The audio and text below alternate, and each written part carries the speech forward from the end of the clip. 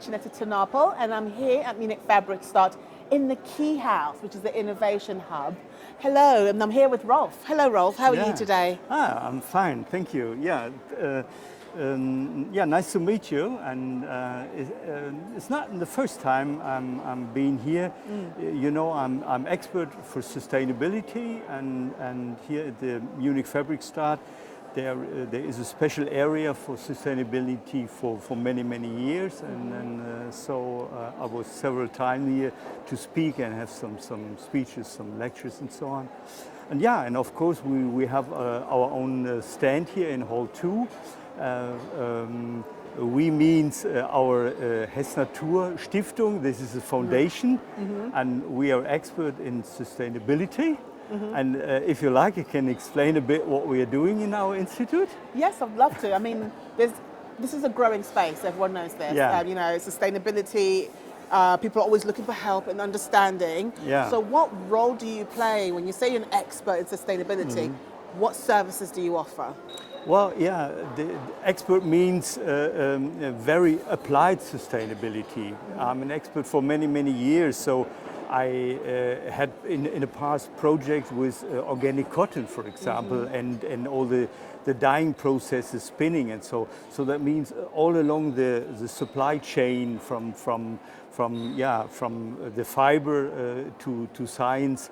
I was working for many years, and in our institute we support companies in one hand to find their, what I always say is individual definition of sustainability. So that means, the brand nowadays, they have to fulfill special rules, policies, and that's, once again, what I say, an individual definition of sustainability. What does it mean in case of material policies? What does it mean in case of circular economy that needs own strategies? What I realize is that brands very often say, we have to do something with circular economy, and then they start in this point or this, and then what I always say is, no, at first you need a strategy, a concept and a strategy and a roadmap. And this is what we're doing. This is what we're doing on one hand, and on the other hand we working a lot international. We work for the German government, and we do a lot of case studies and supporting in different countries in Central Asia. And now we were in Rwanda. Now we did a very interesting case study to work and support the industry, textile, very often textile. And now we are in Nepal, and to support not only the projects there, but for example dye house to substitute the dyes, to optimize processes in sustainability and in quality as well. You can see what I have in mind is to do it very basic, to bring it on the ground, not to speak but to help. I like the fact of what you said when you said that people always want to jump a few steps ahead because they feel this need to comply, whether it's due to the competitor or due to consumer demand, this need to jump ahead. You know, rather than start first, like what you said, a roadmap. Very simple. And you have to know, when I started 30 years before, makes me old, but I started... No, makes you an expert, not old. Okay, well, this is good. This I have to remember. This is a good argument. Great, well, when I started, I had visions and to make everything 100% perfect, and so, you know. And so that means, in the end, I had the highest goal. I started with the highest goal.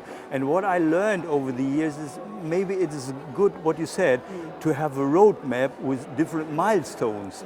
And then it is absolutely okay. Then we say, okay, the first goal is not so high, but like training, something like this. And then the next next step and the next step. And then companies very often say, yeah, but is it then greenwashing? And they say, yeah, if you only do this not so high goal, then it's maybe greenwashing. But if you have a strategy with these milestones and with KPIs, key performance indicators to measure it, to manage it later, and then it's serious, then it's very correct, and then you can be transparent with this, yes. and then it's fine. And you can, to my students, what I say is concept, strategy, structure, and the strategy is to work out the concept with different resources, like, yeah, of course, money, time, human resources, and so that is the point. And so, yeah, what you see is, for me, everything is very important to bring it on the track, to bring it in practice, not have fantastic ideas. When I was young, I had these ideas, but over this 30 years, now I learned how to bring it and to bring it on the ground. So you mentioned earlier that you help companies come up with their definition of sustainability. With legislations or new legislations that are coming into play in the coming years, they're going to define that term sustainability. How do you see companies being able to comply with a standard definition rather than their own definition of it? Yeah, you're right. In one hand, you can make your individual definition. What is the core of your brand? Is it more quality? Is it more fashion? Is it more sustainability? In the end, it is always a blend of it, isn't it? Yes. And but in the other hand, you're right. Especially here in Europe, we have more and more regulations. Mm-hmm. And last year we have a yearly conference together with the Swedish Embassy, mm-hmm. Future of Fashion, and in January we had the conference EU regulations, so that is totally, absolutely increasing. So that's, I agree with you when you said in the past you had this definition of sustainability like ESG, ecology, social governance. And I started with ecology. When I started a definition, I said, okay, what is this shirt in case of sustainability was a human toxicity? Then the environmental toxicity. And then the next question was, okay, but with which working condition it was produced, and this is, and then the third pillar, this with this government, and this is in this time we are living now, is that from governmental, from the EU, in the US as well, is more and more regulation you have to fulfill, and you have to make reports, and this European Green Deal and all these things. This is it needs more to be specialized, to have experts. But once again, it is so important to have your own roadmap. Otherwise, you get lost. Yes, and I think it's important that your own roadmap includes these new regulations, because if it doesn't, you're gonna, I don't know, be penalized. They're looking at fining people and whatnot. So, I mean, for myself, because that word sustainability has been something that we have been self-regulating for so long in the fashion industry. I'm actually quite happy to see the government stepping in and saying, okay guys, we're going to kind of give you, level out the playing field and help you, because in the end it helps us get our ducks in order. Yeah, this is very interesting. In the past, I had the idea we do not need regulation from the governmental side, but I totally changed my mind. What I believe now is it is a multi-stakeholder dialogue. Multi-stakeholder means, of course, for a brand, the most important is the consumer, of course, but the supplier is very important, all the NGOs is very important, and then in these days, the government is very important as well. And this blend together, I think this is a good mixture. You know, in Germany, we started with this, we called it textile Bündnis, that is, it is a multi-stakeholder dialogue with all these trade unions as well, with all these stakeholders, but it was under the power of the German government, and For example, they started with this, I don't know the English meaning, Lieferketten-Sorgfaltspflichtengesetz. Sounds very official. Yeah, it sounds good, isn't it? Yeah, and this is the same like the European, but in Germany they were the first because the minister said we have to do something. Yeah, anyway, but it is a learning process. It is very new to come in a dialogue. For example, with brands, they are a little bit irritating. Shall we talk to Greenpeace? Shall we talk to Clean Clothes campaign because they are campaigners? Yes. They are a bit afraid. But what I always said or am saying anymore is you have to talk to and to understand what is their kind of view, isn't it? The campaigners, the stakeholder have different kind opinions, kind of views, but we can learn from each other. I think that's what it is. I think the fashion industry also needs to understand that, yes, these regulations are coming into play, but they also can be part of that. Yeah. They are, in my experience, I've learned that they're actually inviting the industry to be part of that conversation, to be part of it, to understand why we need to put them in place, how we can put them in place, whether it makes sense, Yeah, but on the other hand, we of course, we have to agree, to be honest, in the past, these different stakeholders, they had their different roles. In one hand, they are campaigners. Yes. And in the other hand, they are trade unions, and in the other hand, they have their business. For example, I remember when I was in Turkey 20 years before, I was a little bit, I was young and said, okay, why not talking to each other? And I arranged a meeting with the managers and the trade union. Well, it was not easy to bring them in one room because they had their experience or something like this.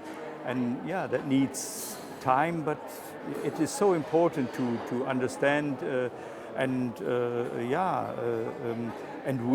the brands, they have to agree when they have their brand, their label here in Germany, but of course they have the responsibility when they produce in Bangladesh. That is in the past they say, okay, they have their own governmental rules and something that is not ours.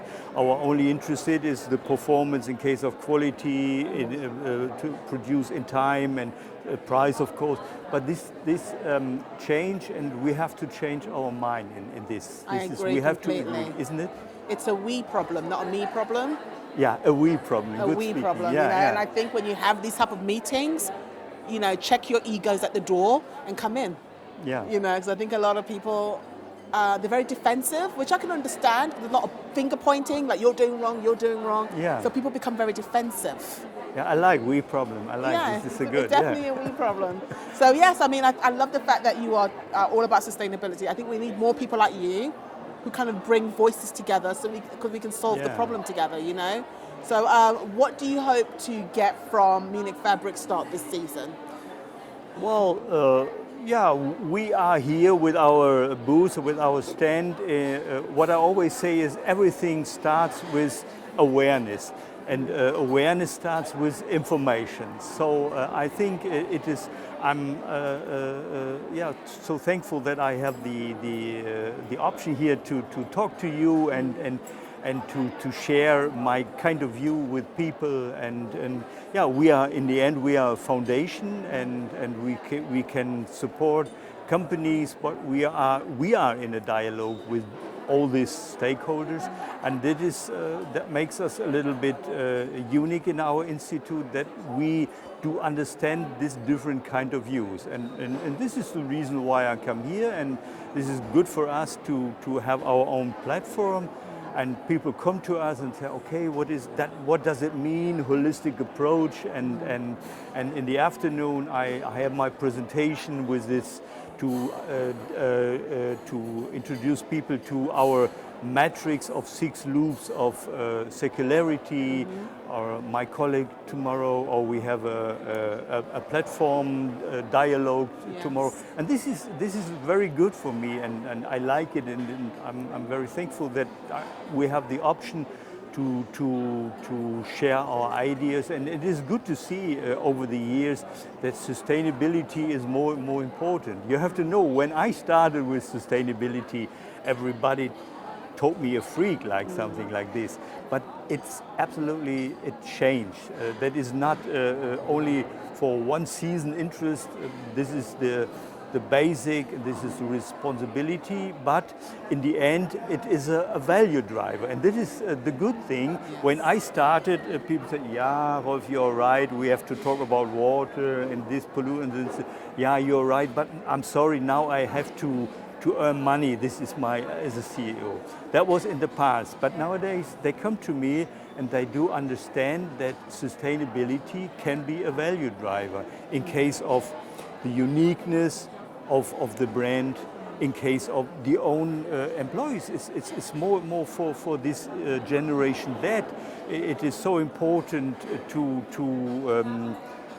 say, okay, this is to have a, what is it in English, to say this is my brand, and my brand means sustainability is important. Yes. To have an identification. So that was what I mean. So sustainability is not an add-on, it's something that's ingrained in your strategy, basically. And this changed. And this is good for me to be more emotional speaking. Once again, when I started, people were irritating. Some of them said, "What is that, a crazy guy?" Yeah. But this absolutely changed. People come to us, ask, and they say, "You have in your institute, you have the experience. Can you give us some support? Can you help us?" And we understand, once again, sustainability is a value driver in this stage. I think it's quite valuable, your lessons, because I think you are right. When people think of sustainability, they're thinking about, I'm wasting money. Yeah. While actually, to be sustainable today will save you loads of money in the future. Yeah, that's it. Yeah. Right? Yeah, good. We're on the same path. Definitely. Thank you so much, Rolf, for talking to me. That was a pleasure. And I wish you a best show. Thank you very much.